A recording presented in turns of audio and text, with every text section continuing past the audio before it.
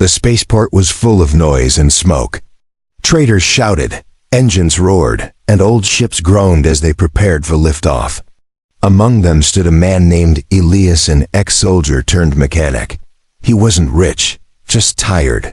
Tired of war. Tired of death. Tired of being alone. He had saved for months to buy a ship. Not a new one, just something that could fly. Something he could live in, travel with, and maybe fix up over time.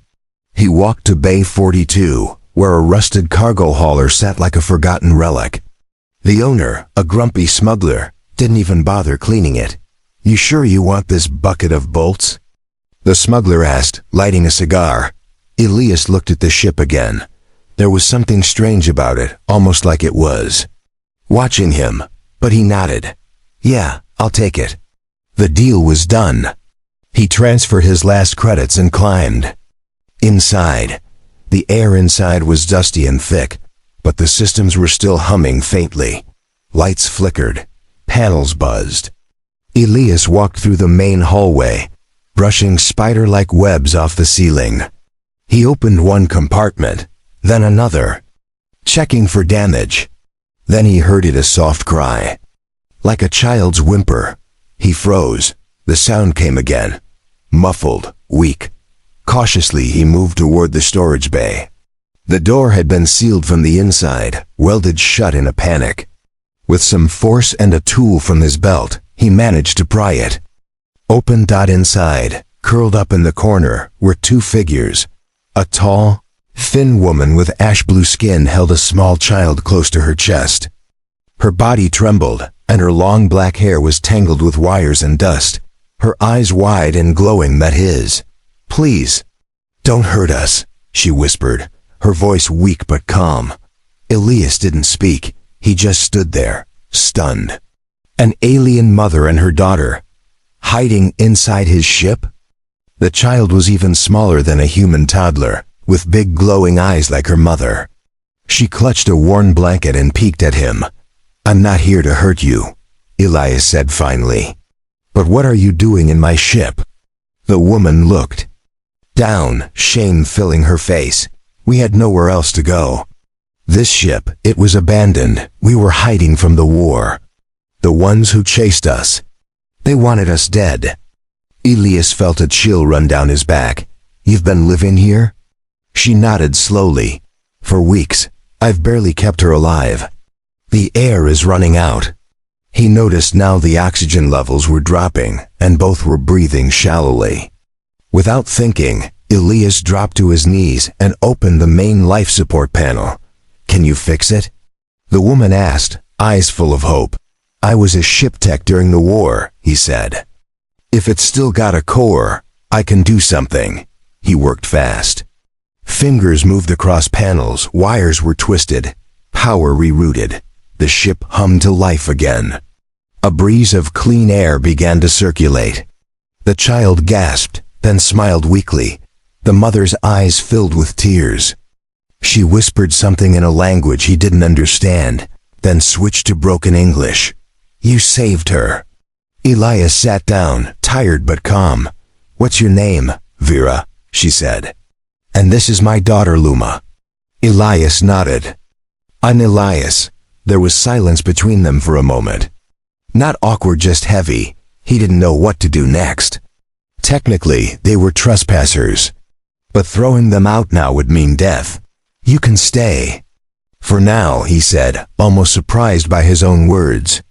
"We'll figure something out." Vera stared at him with disbelief. "You would help us?"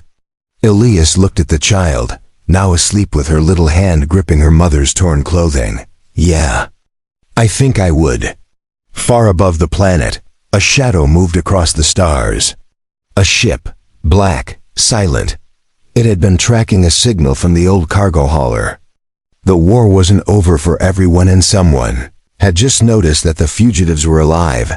Elias had never planned to be a guardian. He just wanted peace. But now, two aliens were living in his ship, one exhausted mother and her quiet little daughter. The engine still stuttered when starting, and the roof leaked air in deep space. But somehow, the ship had become a home. For all of them. He set up the mess hall with extra blankets and a food heater. The mother, Vera, sat near the wall, cradling Luma in her arms. The child's breathing had improved, but she hadn't spoken yet. She only stared at Elias with big glowing eyes. "You'll need food," Elias said, looking through the remaining supply packs. "Most of this is human grade." "I hope you can handle dry rations," Vera nodded. "Anything is fine. We're used to worse."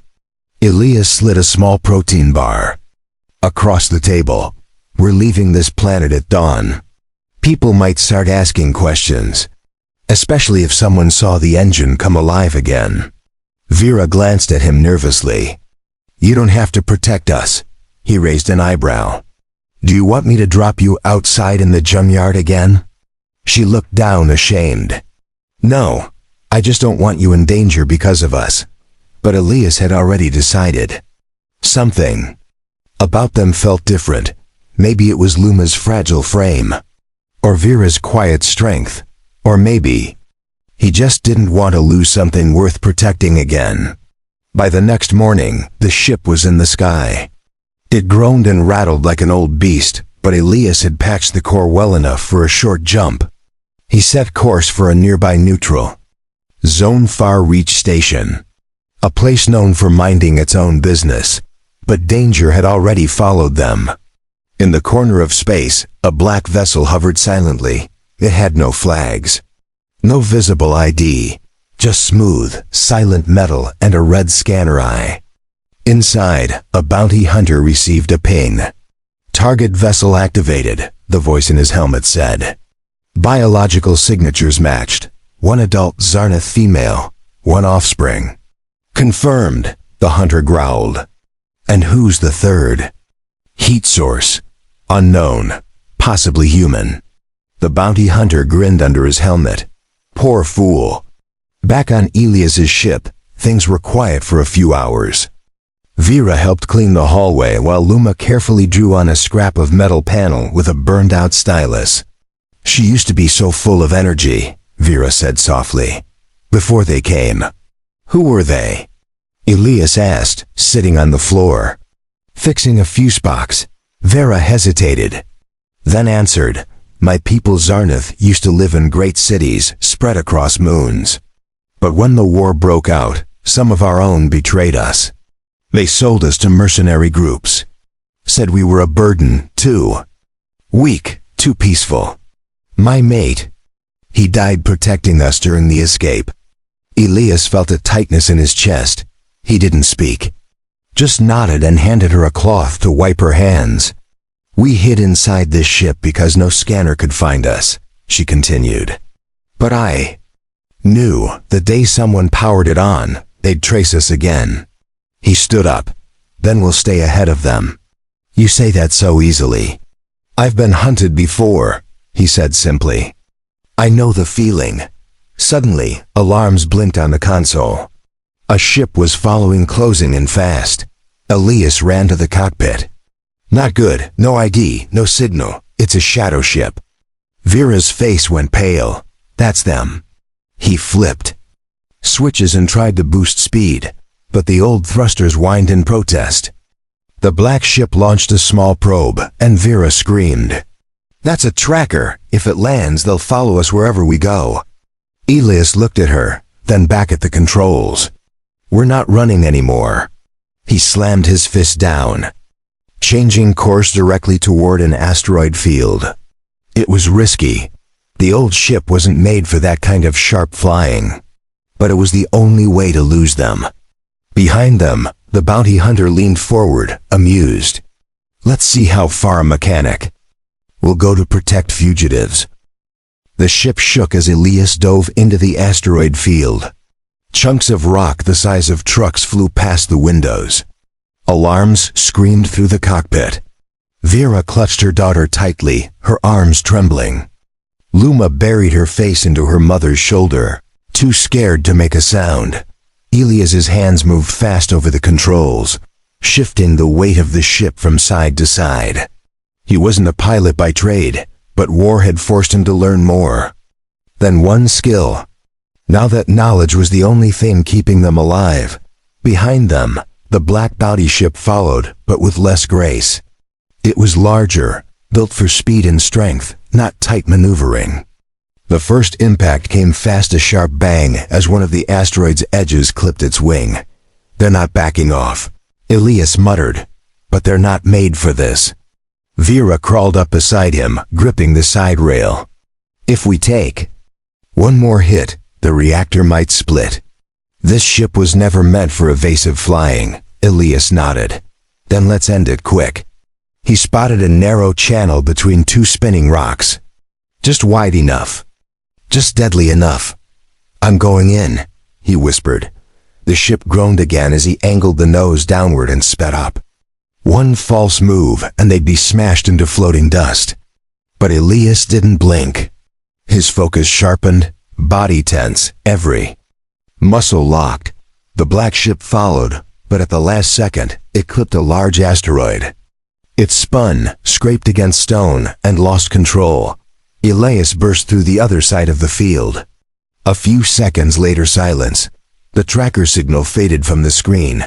Vera collapsed beside him, panting. You lost them." "For now," Elias said, wiping sweat from his forehead. "But they'll be back. And next time, they'll bring more than one ship." He stood up and walked to the engine room, checking for damage. The ship had survived, but barely. The fuel cells were burning hotter than usual, and one of the stabilizers had cracked. Luma followed behind him, still silent. She tugged gently at his sleeve. Elias looked down. "What is it, kid?" She handed him a small glowing crystal. It shimmered blue and pulsed softly. "What's this?" he asked. Vera appeared behind them. "That's a memory shard. It's how we store pieces of ourselves, songs, language, stories, sometimes warnings." Elias turned it over. "Why give it to me?" "She likes you," Vera said. "And she hasn't liked anyone in a long time." He crouched to Luma's level. "Thank you," he said softly. She smiled. Just a little, but that peaceful moment didn't last. The emergency system beeped. Someone was trying to contact the ship. Elias rushed to the control deck. "Unknown signal encrypted," he read aloud. "Don't answer it," Vera said quickly. But Elias narrowed his eyes. "Wait. It's not coming from them. This code's different, older military." He typed a few commands and opened the channel. A face flickered onto the screen. Human, female, dressed in battle gear. "Elias Graye?" she asked sharply. He frowned.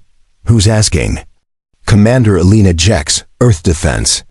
We intercepted a bounty signal with your ship's ID on it. You're carrying fugitives' classified targets. You need to hand them over." Vera backed away slowly. Elias didn't move. "They're not fugitives. They're survivors." "Doesn't matter," Elena replied. "They were on the no-contact list, biologically flagged. You don't know what you're dealing with." He stared at her, fists clenched. "I've seen war. I know monsters. And that little girl isn't one." Elena's voice turned cold. "You have 1 hour to surrender your location, or we'll find you." The screen went dark. Vera spoke slowly. "Even your own kind. They'll hunt us too." Elias looked at her with a bitter smile. "Welcome to humanity's trust issues." Outside, the stars glowed peacefully. But now Elias knew the real fight had only just begun. The ship drifted through deep space, quiet and alone. The stars looked peaceful, but Elias knew better now. Both aliens and humans wanted Vera and Luma gone. And if he protected them, he was next on their list. He stood by the viewport, staring out. Vera joined him, her face pale under the soft lights. "They trapped us again, didn't they?" she asked. He nodded. "Yeah, human fleet this time. One of the high command officers herself." Vera looked down. "Then maybe we should go. You shouldn't suffer because of us." Elias turned sharply. "No, don't say that. You didn't start this war. You didn't ask to be hunted." She hesitated. But we're dangerous. That's what they believe. Elias gave a short laugh. You're a mother. She's a child. You're not dangerous. But they're scared. And scared. People destroy what they don't understand. Just then, the main console beeped again. This time it wasn't a threat. It was a distress signal. Elias read the details. Small freighter under attack. Drifting. Human crew on board. Vera walked closer. Are you going to help? He hesitated. They were low on fuel. If it was a trap, they wouldn't escape. A second time. But then he looked at Luma, sitting quietly in the corner, humming to herself as she drew little stars on the floor with her finger. Yes, he said. Because I don't want her to grow up thinking we turn away from people in need. He set course for the signal. When they arrived, a small ship floated in space, smoke pouring from its engines. The side hull was torn open. The life support was failing. Elias activated the tractor beam and brought the ship close. He grabbed a breather mask and jumped across with a sealed suit. Inside, it was worse than he expected. 2 injured humans lay on the floor. One was barely conscious, the other had broken ribs. The attackers had already looted what they could and left them to die. Elias dragged them both back to his ship. One at a time. Vera helped clean their wounds, while Luma quietly brought a blanket and laid it over the unconscious one. Hours passed. Slowly, both men began to wake. You saved us? One croaked. Elias nodded. Yeah, you're lucky we were nearby. Then the man looked around. He saw Vera, then Luma. His eyes widened. What the hell are they? Elias stepped between them. They're my crew, my passengers. Don't start anything. The man groaned, but didn't argue. He was too weak. The other man sat up. You know we'll have to report this when we get back, right? Elias didn't blink. I didn't ask you to stay. I saved your lives. That's enough. The man didn't answer. But the silence was heavy. Later that night, Elias stood in the engine room, running diagnostics. Vera joined him again, her voice low. You risked everything. For strangers, he shrugged. It's what I do now, I guess. She looked at him for a long moment. Most humans wouldn't. I'm not most humans. Suddenly, the alarm blared. Elias rushed to the console. A fleet had entered their sector. Human warships. No signals, no warnings. Just silent movement toward their location. The screen lit up red. The ship ID read, EDF Purifier Class Destroyer Dawnhammer. Luma clutched Vera's leg. Mama, they're here. Elias stared at the screen. He had only one choice left, and it would change everything. There was one place no one dared go. A zone filled with radioactive storms and ancient space debris called the Hollow Shield. No one came back from it. But maybe that's why it was the perfect place to hide. He set the coordinates. Vera's eyes widened. Are you serious? They'll never follow us there, Elias said. And if they do, they won't survive. As the ship powered up and turned toward the Hollow Shield, Elias whispered one promise to himself. No one else will hurt them. Not while I'm still breathing. The Hollow Shield wasn't just dangerous, it was madness.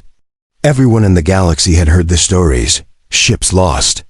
Pilots driven insane. Space twisted by ancient weapons and radiation storms that never stopped. Elias had avoided that cursed sector his entire life. Until now. The moment his ship crossed into the edge of it, the sky changed. Colors swirled like liquid. Static hummed through the walls. Vera held Luma close, wrapping her in a thermal blanket. Even the 2 rescued men grew silent. No one dared speak. Elias stayed focused, guiding the ship carefully between shattered war debris, broken satellites, and drifting bones of old capital vessels. No one had touched this place in over a century. I don't like this, Vera whispered. You're not supposed to, Elias replied. That's the point. Suddenly, the ship rattled. Lights flickered.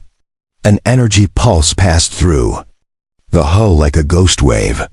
Every system blinked, then went dark for 3 seconds. When they came back on, the navigation was scrambled. Elias cursed under his breath. Some kind of interference. It's trying to pull us deeper. Can we escape? Vera asked. He shook his head. Not yet, but I can hide us. He flew the ship toward the remains of a giant orbital cannon, now frozen and hollow like a broken beast. It was big enough to land inside. As soon as they settled, Elias shut down the core, making the ship look like more wreckage. Now they just had to wait. Hours passed. The only sounds were the hum of backup power and the faint breathing of everyone on board. Luma clung to a small stuffed animal she found in one of the human crew's bags, her first toy in weeks. Elias sat near the control deck, checking a small wrist display. He looked up when Vera joined him. "Thank you," she said again. He smiled faintly. "You say that a lot. Because you've done more for us than anyone ever did." Elias looked at her. In the dim light, her silver blue skin almost glowed. Her eyes weren't full of fear anymore, just quiet strength. He spoke after a pause. "I lost my sister in the war. She was on a refugee transport. Got hit during a peace mission. She had a daughter. I never even got to meet her." Vera listened. Quietly, "I couldn't save them," he said. "But maybe I can save you." She nodded slowly. "You already have." Suddenly, the scanner flashed again. Something was approaching outside the cannon wreck. A single ship, small, fast. Elias narrowed his eyes. "That's not Earth military." He checked the frequency. "It's a bounty hunter. Same one." He made it through the field. The ship shook slightly. A probe clanged against the outer hull. "He's trying to find out if we're alive," Elias muttered. Then came the voice. It echoed through the hull. Cold, mechanical. "I know you're in there, human. Turn them over, and I'll let you walk away. You have 10 minutes. Elias stood slowly. "He's lying, I know," Vera said. "I need to go outside," Elias added. "He won't expect that." "You'll die." "Only if I miss," Elias said, grabbing his rifle and a magnetic tether from the wall. He suited up fast, sealing his helmet and activating his oxygen pack. Vera stepped forward. "Why are you doing this?" He looked at her, then at Luma, now asleep with her toy clutched in her arms. "Because someone has to protect the good ones." With that, he stepped into the airlock. The door closed behind him, and the silence of space swallowed everything. Inside the wreck of the old cannon, Vera sat beside her daughter and whispered a silent prayer. Outside, Elias drifted through the dark, his body nothing but a shadow between the stars, moving toward a killer. The final battle was coming. And this time, Elias had something worth dying for. Elias moved silently through space, drifting with only his suit thrusters and a magnet tether wrapped around his chest. The bounty hunter's ship hovered ahead, small, dark, and full of death. He knew the type. Fast, armored, and armed with short-range plasma cannons. But it had one weakness.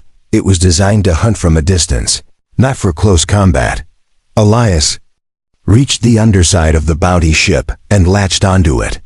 He placed a charge carefully under the rear thruster. One explosion would knock out its mobility. Inside the bounty ship, the hunter checked his scans again. Still nothing. "There. Hiding like rats," he muttered. Elias grinned in his helmet. "Time to cut your chase short." He triggered the charge and kicked away. Boom. The ship jerked sideways. Fire burst from the engine's rear, spinning the vessel off balance. The hunter was thrown against the wall, roaring in rage. Elias didn't wait. He activated his second charge, this one magnetic, and launched it at the cockpit. The device locked on. Then it exploded with a blinding flash. The front of the bounty ship cracked open. Oxygen vented. The ship went dead. Elias floated back toward his hidden cargo hauler, breathing hard, body shaking. But alive, he climbed back inside. Vera ran to him the moment the airlock sealed. Luma stood behind her, clutching her stuffed toy. Eyes wide. "You're alive," Vera whispered. "Barely," Elias said, removing his helmet. "We're safe now. That hunter won't bother anyone again." The human men from the freighter were watching too. For the first time, they looked at Vera and Luma not with fear, but with quiet respect. One of them stepped forward. "You didn't have to risk your life, but you did, for them." Elias looked at him calmly. "They're people, just like us. You don't turn your back on people." The man nodded. "We won't report you. We'll tell the fleet you helped us, but found no fugitives." Elias gave a small nod. "Appreciate it." That night, the ship was quiet again. Peaceful. Vera made a warm drink using one of the old nutrition packs. Luma sat beside Elias and showed him a tiny drawing, 3 figures holding hands under a moon. "Is this us?" he asked. She nodded with a shy smile. Vera sat across from him. Her voice was soft. "Where will we go now?" Elias thought for a long moment. Then he said, "Anywhere we want. There's a planet near the neutral edge. Unmarked, green skies. No patrols. I did a repair job there once. No one bothers you." "Sounds like a dream," Vera said. "No," Elias replied. "Sounds like home." For the first time in many months, she smiled with hope. He set course for the planet. The stars began to shift as the engines hummed gently. The ship was still old, still rusty, but it had become something else now, a safe place, a family. As they flew together into the dark, Vera placed a hand gently on Elias's arm. "You gave us more than shelter. You gave us life again." He looked at her, then down at Luma, now sleeping peacefully beside them. "Maybe you did the same for me," he said quietly. And somewhere far behind them, the galaxy kept burning with war, politics, and fear. But inside that small, quiet ship, there was warmth, and something stronger than metal or guns. There was trust. There was love. And finally, there was peace. Asterisk.